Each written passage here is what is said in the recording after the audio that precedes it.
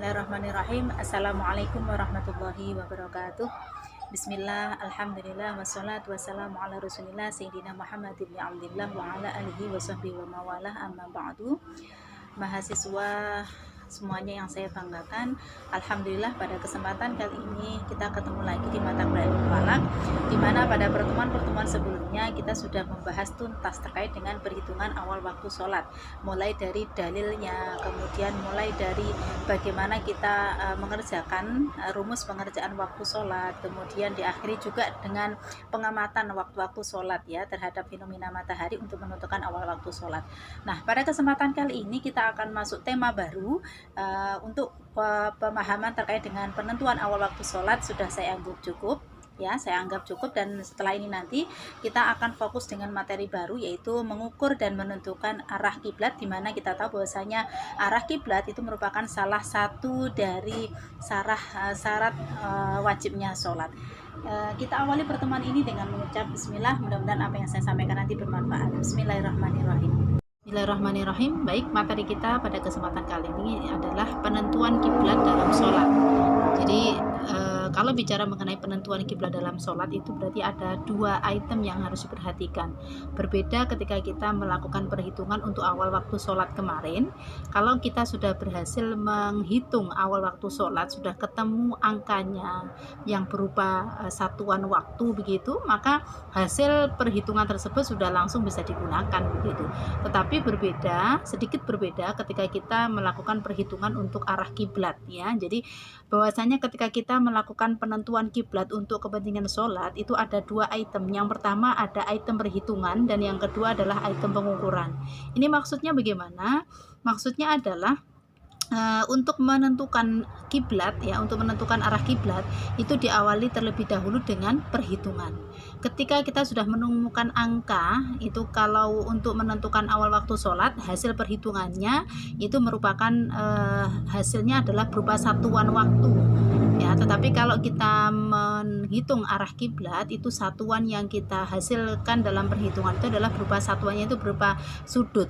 Maka kalau kita sudah berhasil menghitung berapa sudut kiblat daerah yang kita hitung, maka langkah selanjutnya tidak cukup dihitung dengan angka itu harus diapakan. Maka langkah berikutnya adalah ketika kita sudah menemukan berapa sudut arah kiblat untuk daerah tertentu, untuk kota tertentu, maka langkah berikutnya adalah kita melakukan yang namanya pengukuran. Jadi dengan sudut tersebut dihitung dari arah mana menuju ke arah mana dan seterusnya, sehingga nanti baru kita bisa mengetahui sebetulnya arah kiblat untuk daerah tertentu itu arahnya kemana. Kira-kira seperti itu. Baik, mengawali pertemuan kita kali ini, karena kita bicara mengenai penentuan arah kiblat, bicara mengenai ibadah, itu kan sebagaimana yang sudah pernah saya singgung di pertemuan awal dulu, bahwasanya konsep ibadah itu berbeda dengan konsep muamalah.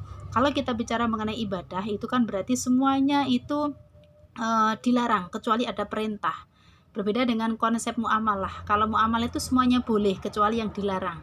Nah, kita kembali kepada permasalahan arah kiblat. Bicara mengenai arah kiblat itu kan berarti berbicara mengenai persoalan ibadah. Maka kalau bicara mengenai persoalan ibadah itu berarti kita harus mengetahui dasar hukumnya.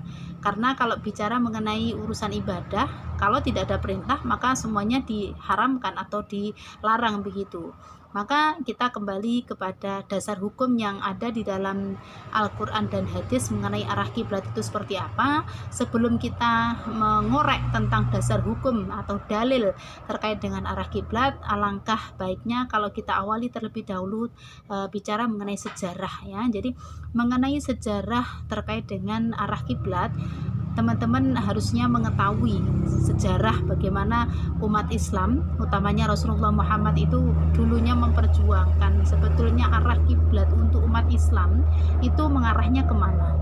Bahwasanya kalau kita berkaca kepada sejarah, ternyata umat Islam dulu itu pernah mengalami yang namanya perpindahan arah kiblat. Kalau kita merujuk kepada surat Al-Isra itu kan kelihatan sekali ya. Jadi ada banyak surat nanti yang kita sampaikan yang membahas terkait dengan perpindahan arah kiblat itu, bahwasanya umat Islam dulunya awal-awal Islam muncul itu ternyata umat Islam dalam menjalankan ibadah itu tidak sebagaimana menghadapnya orang Islam ke arah kiblat yang sekarang, yaitu menghadap ke Masjidil Haram, melainkan di awal-awal keislaman muncul Rasulullah beserta sahabatnya itu adalah ketika melaksanakan ibadah ya, itu adalah yang menjadi kiblatnya itu adalah menghadap ke Masjidil Aqsa atau Baitul Muqaddas. Dan bayangkan saja ternyata menghadapnya Rasulullah beserta sahabat dan umat Islam pada waktu itu, menghadap arah kiblatnya itu ke Masjidil Aqsa atau Baitul Muqaddas itu tidak dalam waktu yang sebentar, cukup lama karena terbilang kurang lebih 16 bulan. 16 bulan itu kan berarti 1 tahun lebih gitu. Dan tiba-tiba setelah 1 tahun lebih, tiba-tiba kemudian baru muncullah ayat yang berkenaan terkait dengan bahwasanya umat Islam itu menghadapnya arah kiblat itu tidak lagi menghadap ke Masjidil Aqsa, melainkan menghadapnya ke Masjidil Haram atau ke Baitullah atau Ka'bah. Kira-kira perintah ini untuk menghadap arah kiblatnya umat Islam berpindah dari Masjidil Aqsa ke Masjidil Haram itu kurang lebih terjadi pada tahun kedua Hijriyah. Dari cerita singkat ini saja coba dibayangkan oleh teman-teman semua. Bayangkan saja seandainya saya dan panjenengan semua turut ya merasakan apa yang dialami oleh umat Islam pada waktu itu, tentu akan mengalami kegalauan yang luar biasa. Bayangkan saja selama 1 tahun lebih kita beribadah menghadapnya ke Baitul Aqsa ya, ke Baitul Muqaddas atau Masjidil Aqsa. Nah tiba-tiba kemudian ada ayat atau wahyu yang turun berkenaan dengan perintah untuk menghadap arah kiblatnya ke Masjidil Haram. Nah ini tentu tujuan dari ini semua adalah kurang lebih adalah untuk tujuan keimanan, menguji keimanan umat Islam pada waktu itu. Seandainya umat Islam pada waktu itu tidak taat kepada Allah dan Rasulnya, tentu mereka akan banyak dicemooh begitu. Karena pada waktu itu Rasulullah beserta sahabat pada waktu itu cukup luar biasa menghadapi caci makian dari orang kafir Quraisy. Mereka menganggap bahwasanya Islam selama ini dikatakan sebagai agama yang baru. Tetapi nyatanya umat Islam ketika melaksanakan ibadah tetap menghadapnya ke Masjidil Aqsa sebagaimana umat-umat yang ada pada saat itu. Yahudi Nasrani, mereka ketika melaksanakan ibadah kan juga menghadapnya ke Masjidil Aqsa. Nah ini merupakan ujian keimanan yang luar biasa yang dihadapi oleh umat Islam saat itu. Tetapi Rasulullah dan beserta sahabat tidak berani kemudian memiliki inisiatif sendiri agar supaya beda dengan orang kafir Quraisy, agar berbeda dengan orang Yahudi Nasrani, kita menghadap kemana begitu. Tidak berani. Rasulullah padahal kekasihnya Allah, tetapi sekali lagi karena ini adalah menyangkut urusan ibadah, Rasulullah harus menunggu ada perintah terlebih dahulu. Ketika tidak ada perintah ya sudah, karena memang Rasulullah mengikuti syariat syar'u man qablana, mengikuti syariat terdahulu. Jadi agama-agama terdahulu itu kan memang ketika melaksanakan ibadah kiblatnya itu menghadapkannya ke Masjidil Aqsa. Maka yang dilakukan oleh Rasulullah beserta sahabat pada waktu itu ya masih mengikuti dasar hukumnya syar'u man qablana, ya mengikuti syariat terdahulu. Karena belum ada perintah, maka Rasulullah tidak berani membuat inisiatif sendiri, menunggu ada perintah dari Allah. Maka ini menunjukkan betapapun Rasulullah itu adalah kekasihnya Allah, beliau sebagai manusia biasa tidak berani memutuskan perkara atas kepentingan nafsunya sendiri, melainkan harus ada petunjuk wahyu. Nah ini yang perlu difahami oleh teman-teman. Dan tentu kita memberikan apresiasi yang luar biasa kepada umat Islam pada waktu itu. Seandainya mereka itu tidak didasari oleh iman kepada Allah dan Rasulnya, tentu umat Islam pada waktu itu ya pasti akan menghina Rasulullah. Nah, bagaimana Muhammad ini? Kok kita itu pelin-pelan, katanya ke Masjidil Aqsa, kok sekarang berubah ke Masjidil Haram? Tapi subhanallah yang dialami oleh umat Islam pada waktu itu yang mereka memang betul-betul beriman. Ketika wahyu terkait dengan perpindahan dari Masjidil Aqsa pindah ke Masjidil Haram ini, kalau memang umat Islam pada saat itu didasari dengan iman, atiullah wa atiur Rasul, maka apapun yang Allah turunkan di dalam wahyu, apapun yang Rasulullah sampaikan, umat Islam ya sami'na wa ata'na, Nah ini jadi menjadi ujian keimanan yang luar biasa bagi umat Islam pada waktu itu. Maka bisa kita ambil benang merah dari kejadian ini bahwasanya betapapun ini sulit kenapa ya, karena memang ini sudah menjadi kebiasaan umat Islam pada waktu itu, sudah terlanjur kebiasaan menjalankan ibadah ke Masjidil Aqsa, tapi tiba-tiba itu disuruh menghadap ke Masjidil Haram. Ini kalau tidak dijiwai oleh keimanan yang kuat kepada Allah dan Rasulnya, tentu menolak begitu. Bayangkan saja kalau panjenengan lah ya, jadi misalkan selama ini sholatnya menghadap ke barat, tiba-tiba ada woro-woro sekarang sholatnya berpindah ke menghadap ke utara atau ke timur, tentu kan butuh penguatan yang luar biasa untuk menerima informasi tersebut. Maka nanti kita simak sejarah turunnya perintah terkait dengan arah kiblat itu seperti apa, sejarah singkatnya seperti ini. Nanti silahkan dibaca di buku-buku ilmu falak, banyak yang menjelaskan terkait dengan hal ini. Kita masuk, ketika sudah diawali dengan sejarah, kita masuk kepada dasar hukum ya, dasar hukum menghadap kepada arah kiblat. Nah ini diawali dari surat Al-Baqarah ayat 144, silahkan nanti ditulis kemudian difahami maknanya, yang kurang lebih ayatnya bunyinya seperti ini. A'udzubillahi minasyaitonirrajim. Qad nara taqalluba wajhika fis sama' falanuwalliyannaka qiblatan tardaha fawalli wajhaka syatral masjidil haram ila akhirih. Maka dari ayat ini yang perlu digarisbawahi adalah sebetulnya kalau kita mengacu kepada sejarah tadi, bagaimana Bu kita mengetahui kalau ternyata umat Islam terdahulu itu menghadapnya tidak menghadap ke Masjidil Haram, melainkan menghadap ke arah yang lain. Maka dari ayat ini bisa kita cermati dari lafadz fawalli ya. Coba nanti dicek ya terjemahnya di dalam Al-Quran seperti apa, di dalam tafsirnya bagaimana. Maka di sini ada kata-kata fawalli. Nah tentu itu menyimpan sejarah loh dari kata fawali itu ya. Maka fawali wajhaka, maka palingkanlah wajahmu.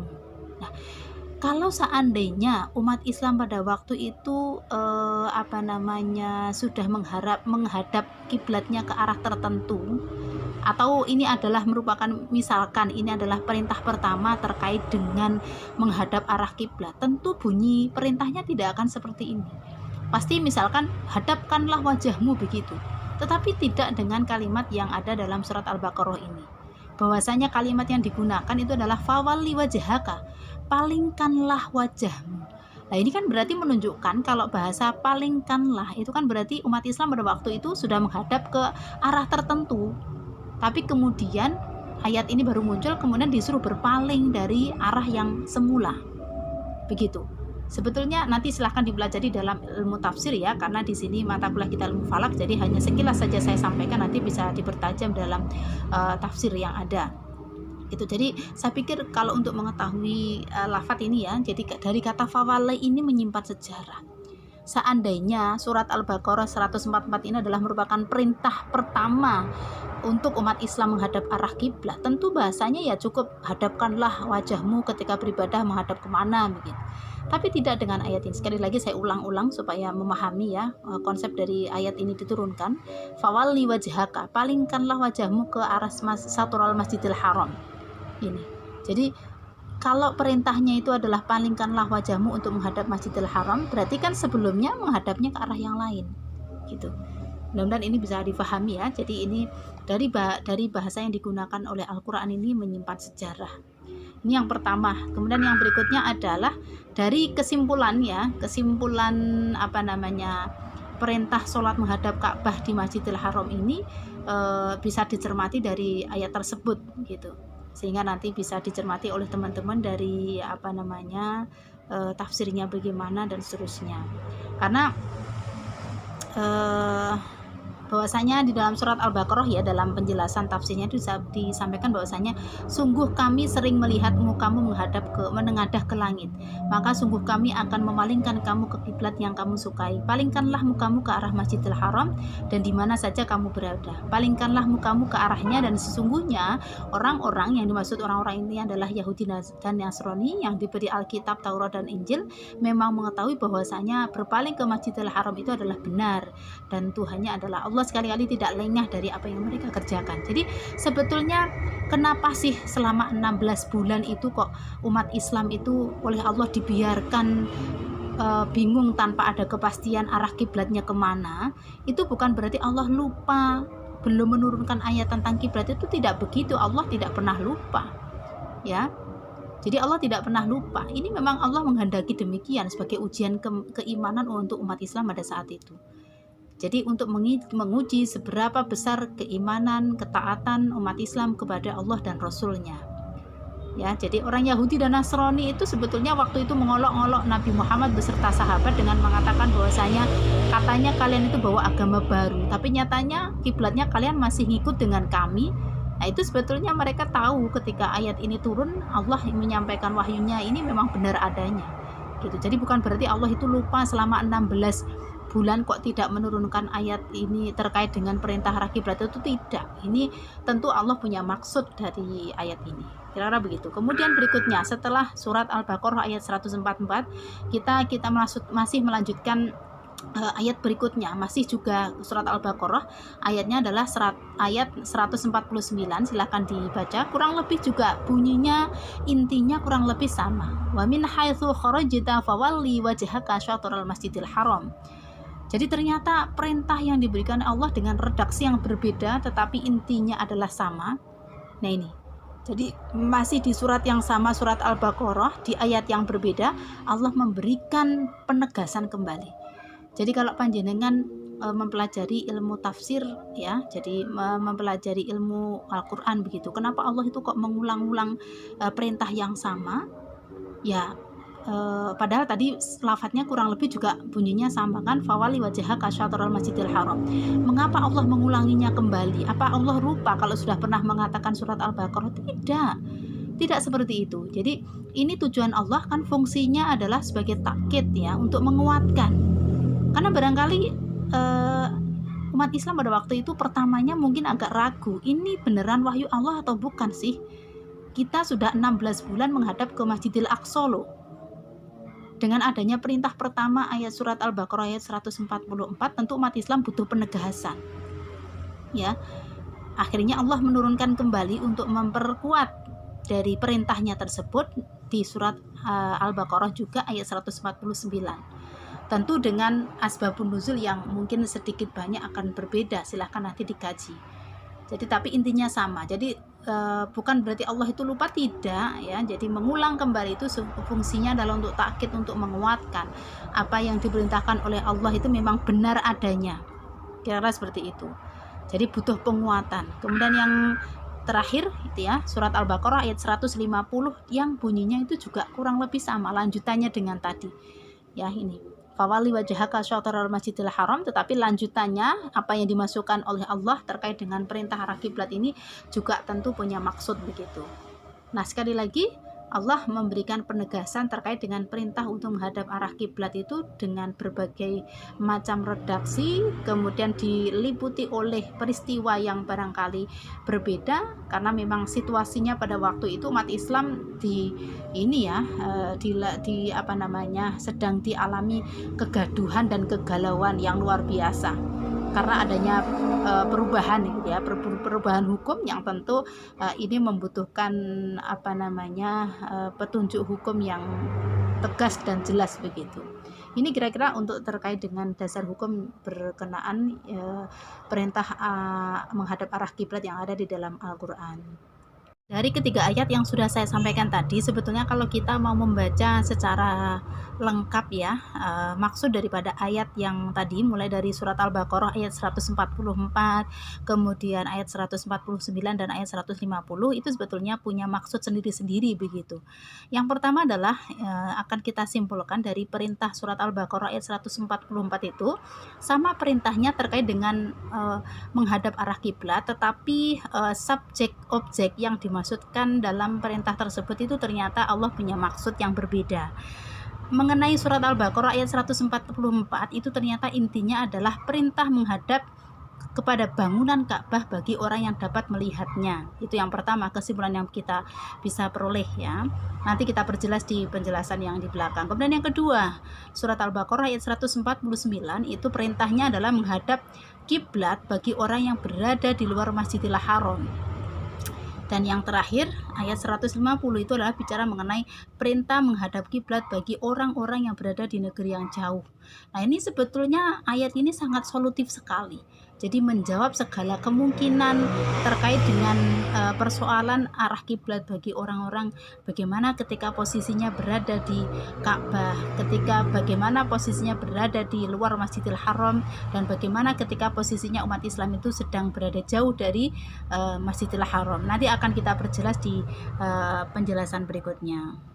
Terkait dengan ayat perintah yang ada di dalam ayat Al-Quran, tentu kita juga akan merujuk kepada hadis ya, hadis Rasulullah Muhammad yang berbicara mengenai perintah menghadap kepada arah kiblat. Tentu Rasulullah pada waktu itu juga dihadapkan oleh banyak persoalan ya, untuk menjelaskan kepada para sahabat, kepada para umat Islam pada waktu itu terkait dengan perpindahan dari arah kiblat dari Masjidil Haram dari Masjidil Aqsa ke Masjidil Haram. Di antaranya ini nanti silahkan dicek ya di dalam riwayat hadisnya Imam Bukhari dan Imam Muslim. Di sini tertera sumastikbalal kiblah wa kabir. Jadi Rasulullah itu biasanya selama ini menghadapnya sholat ke Masjidil Aqsa, dan tiba-tiba Rasulullah menghadapnya sudah berganti ya, wa kabir. Ini sumastikbal kiblah, menghadap ke arah kiblat dan seterusnya.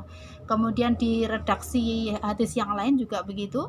Jadi Inna Rasulullah SAW kana yusolli nahwa Baitul Muqaddas. Jadi sebetulnya awalnya Rasulullah itu mengerjakan sholat ke Baitul Muqaddas. Fanazalat, kemudian turunlah ayat yang berkenaan terkait dengan berpindahnya dari Masjidil Aqsa ke Masjidil Haram ini. Sehingga min Bani Salamah wa hum ruku' fi sholatil fajr. Jadi ada yang bahasa Jawanya kecelek begitu, karena selama ini mereka sudah selama 16 bulan itu sholat menghadap ke Baitul Muqaddas, tetapi kemudian ternyata ada sahabat yang belum mengetahui ternyata kalau ada wahyu baru yang berkenaan dengan perintah menghadap ke arah kiblat ya pada waktu sholat subuh itu. Ternyata al-an ya, jadi ila annal kiblah, jadi sudah berpindah, qad hawalat ya, jadi sudah berpindah menghadap kiblahnya sudah menghadap ke Masjidil Haram gitu. Dan ada ini ya, redaksi yang lain juga begitu. Jadi sudah berpindahnya arah kiblat itu juga dipertegas di dalam hadis dengan berbagai redaksi dari berbagai riwayat. Nanti bisa dicek dalam hadis-hadis yang berbicara mengenai arah kiblat dalam buku-buku ilmu falak. Baik, berikutnya adalah ya, jadi nanti ada banyak, silahkan dikaji sendiri dalam hadis-hadis yang ada, dicek dalam buku ilmu falak atau buku-buku hadis yang lain. Berikutnya adalah di awal sudah saya sampaikan bahwasanya menghadap kiblat itu kan sebetulnya salah satu syarat wajib sholat ya. Jadi syarat yang harus dipenuhi sebelum kita melaksanakan ibadah sholat. Sebelum sholat itu ditunaikan, maka syarat ini harus dipenuhi. Maka pertanyaannya adalah, boleh nggak kita itu menghadap ke arah kiblat? Dalam kondisi yang seperti apa kita itu boleh menghadap ke selain arah kiblat? Bahwasanya kita tahu arah kiblat itu kan ke Masjidil Haram setelah turunnya surat Al-Baqarah tadi. Maka jawabannya adalah boleh ya, diantaranya dalam kondisi tertentu tentunya ya. Jadi nanti ada berbagai riwayat dan pendapat, nanti silakan dikaji. Diantaranya adalah satu, dalam kondisi suasana perang itu ya. Jadi kalau dalam kondisi perang, dalam kondisi darurat itu kita boleh ya tidak menghadap ke arah kiblat, karena memang dalam kondisi darurat doruri itu kan formasi dalam melaksanakan ibadah itu, kalau dalam kondisi perang boleh membuat formasi melingkar gitu, karena yang namanya ibadah sholat itu kan saking wajibnya dalam kondisi segenting apapun itu harus tetap ditunaikan. Tetapi bagaimana ketika kondisinya itu dalam kondisi sangat darurat begitu, maka dalam kondisi darurat seperti ini diperbolehkan menghadap ke arah selain arah kiblat, misalkan menghadap ke berbagai arah ya. Jadi membuat lingkaran, ada yang menghadap ke arah barat, timur, utara, dibagi begitu karena untuk berjaga-jaga ketika musuh itu datang.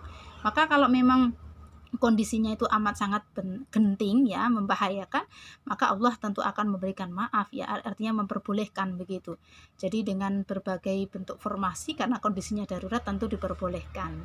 Tapi kondisi darurat itu definisinya bagaimana juga harus dipahami begitu. Tadi sudah kita sampaikan bahwasanya ketika kita melaksanakan ibadah sholat dalam kondisi yang seperti apa, kita diperbolehkan tidak menghadap ke arah kiblat sebagaimana yang diperintahkan. Tadi sudah disampaikan, poin pertama adalah boleh ketika memang kondisinya dalam keadaan betul-betul genting atau dalam kondisi darurat, contohnya dalam kondisi perang. Nah, dalam kondisi perang tadi sudah kita sampaikan, seandainya memang tidak memungkinkan kita untuk sholat menghadap ke arah kiblat, maka diperkenankan menghadap ke arah manapun, karena posisi ini tentunya dibutuhkan barangkali untuk para prajurit yang sedang berjaga-jaga untuk perang ya, dan seterusnya. Nah, kondisi yang kedua yang barangkali ini juga ulama berbeda pendapat ya memaknai ini, ketika dalam perjalanan dalam kondisi berkendaraan, ini sebagaimana sabda Rasulullah. Nah, dari hadis ini ada yang mengatakan bahwasanya ketika dalam kendaraan ini ada yang mengatakan diperbolehkan kalau kita menghadap ke arah manapun begitu, tetapi ada juga yang mengatakan bahwasanya meskipun di atas kendaraan kita tetap berkewajiban untuk menghadap ke arah kiblat sebagaimana yang diperintahkan. Nah, ini contoh ketika panjenengan misalkan naik kereta, kemudian di dalam kereta pun ketika memang sudah masuk waktu sholat, maka tetap berkewajiban untuk melaksanakan ibadah sholat sekiranya sangat mungkin untuk dilakukan di dalam kereta atau di dalam pesawat. Monggo mengenai arah silakan dikira-kira sekiranya arahnya kemana. Kan tidak mungkin seorang pilot atau dan lain sebagainya, masinis itu disuruh memutar arah kendaraannya ke arah kiblat begitu. Maka dimanapun kendaraan itu menghadap, yang penting hati kita tetap menghadap ke arah kiblat. Nah, itu monggo nanti dipelajari tafsirnya, bisa dipahami dari berbagai macam sumber. Ada yang mengatakan memang harus diupayakan tetap menghadap ke arah kiblat, ada yang mengatakan dalam kondisi darurat seperti ini masih diperbolehkan untuk tidak menghadap arah kiblat secara lugawinya, tetap secara manawinya tetap menghadap ke arah kiblat. Teknik bagaimana kita menghadap arah kiblat ya, teknik menghadap arah kiblat. Bahwasanya menghadap kiblat itu adalah salah satu syarat sahnya sholat, baik itu sholat fardu maupun sholat sunnah, dan yang dimaksud dengan kiblat adalah Ka'bah. Nah, tetapi timbul masalah bagi mereka yang tempatnya berjauhan dengan Ka'bah atau Masjidil Haram.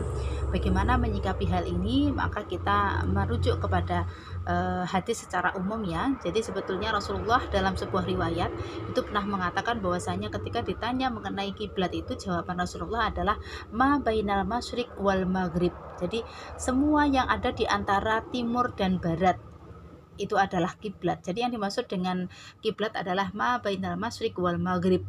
Jadi apa-apa yang terbentang di antara bumi belahan timur dan belahan barat begitu. Nah, katakanlah karena sekali lagi itu tadi, karena bentuk bumi kita itu bulat, maka jawaban Rasulullah itu sangat logis ketika dijawab seperti itu. Ma bainal masyriq wal maghrib. Katakanlah ini barat. Maka barat yang dimaksud misalkan ini adalah ujung barat sebelah utara sampai kemudian ujung barat sebelah selatan begitu, membentang begitu misalkan. Nah, ini yang dimaksud dengan kiblat itu apakah sebelah sini, apakah sebelah sini, dan seterusnya ini nanti akan kita bahas. Jadi secara presisinya yang dimaksud dengan arah kiblat itu yang mana, karena memang posisi bumi kita itu bulat, maka juga tidak bisa memberikan jawaban satu kata bahwasanya kiblat itu mana, tidak bisa. Maka tetap jawaban Rasulullah ma baina ya, jadi ma bainal masyriq wal maghrib kiblatun. Nah, lebih rincinya barangkali teman-teman masih mengingat ketika pada waktu masih TPQ, TPA pada waktu kecil ya, ketika kalian ditanya arah kiblatnya umat Islam itu mana, jawabannya itu bisa beragam. Ada yang mengatakan bahwasanya kiblat umat Islam itu Ka'bah, ada yang menjawab Masjidil Haram, ada yang menjawab Mekah, ada juga yang menjawab Barat. Nah, dari sekian jawaban itu kira-kira yang tepat itu yang mana? Gitu. Kita bicara bukan masalah benar atau salah ya. Saya pikir semuanya benar, tetapi kondisinya seperti apa. Jadi tepatnya bagaimana? Maka kemudian mari kita kaji dari riwayat Al-Baihaqi ini, coba dicermati, nanti panjenengan akan memahami pelajaran terkait dengan kiblat pada waktu panjenengan masih kecil dulu, ternyata ini dasar hukumnya. Yang pertama adalah al-Ka'batu qiblatun li ahlil masjid. Nah, ini maksudnya apa? Ka'bah itu menjadi kiblatnya bagi orang-orang yang sedang berada di Masjidil Haram. Kita tahu bahwasanya posisi Ka'bah itu kan ada di dalamnya Masjidil Haram. Maka bagi orang-orang umat Islam yang sedang berada di Masjidil Haram, tentu ketika melaksanakan ibadah ya semuanya harus mengarah kepada bangunan Ka'bahnya.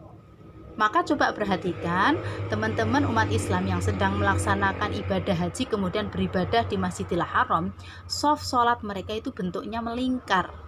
Jadi mengarahnya itu adalah ke bangunan Ka'bahnya. Kenapa? Ya merujuk kepada hadis ini. Al-Ka'batu qiblatun li ahlil masjid. Karena mereka bisa melihat bangunan Ka'bahnya. Sehingga semuanya membuat lingkaran gitu, softnya melingkar karena yang menjadi kiblat mereka itu adalah Ka'bahnya. Mudah-mudahan bisa difahami. Kemudian yang kedua, poin yang kedua, wal masjidu qiblatun li ahlil haram. Dan masjid yang dimaksud masjid Rasulullah di sini adalah Masjidil Haram. Dan Masjidil Haram itu menjadi kiblatnya bagi penduduk Mekah. Gitu. Jadi betapapun Anda itu sedang berada di kota Mekah, tapi kalau tidak sedang berada di Masjidil Haram, tentu tidak akan bisa melihat yang namanya Ka'bah. Yang bisa melihat bangunan Ka'bah itu ya ketika orang-orang tersebut memang berada di dalam Masjidil Haram. Tetapi betapapun panjenengan itu berada di tanah Mekah, tapi kalau tidak berada di Masjidil Haram, itu kan tidak bisa melihat Ka'bahnya ini, gitu. Jadi maka bagi orang-orang yang tinggal di Mekah, katakanlah panjenengan nanti suatu saat melaksanakan ibadah haji, mudah-mudahan Allah kabulkan hajat kita untuk bisa menunaikan ibadah haji ke Masjidil Haram ya.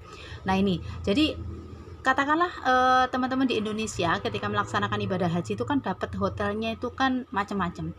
Ada yang dekat dengan Ka'bah, ada yang jauh dengan Ka'bah. Nah ini bagi teman-teman yang barangkali di hotelnya agak berjauhan dengan Masjidil Haram, tentu arah kiblatnya itu tidak lagi menghadap ke Ka'bahnya, tetapi cukup menghadap ke Masjidil Haram.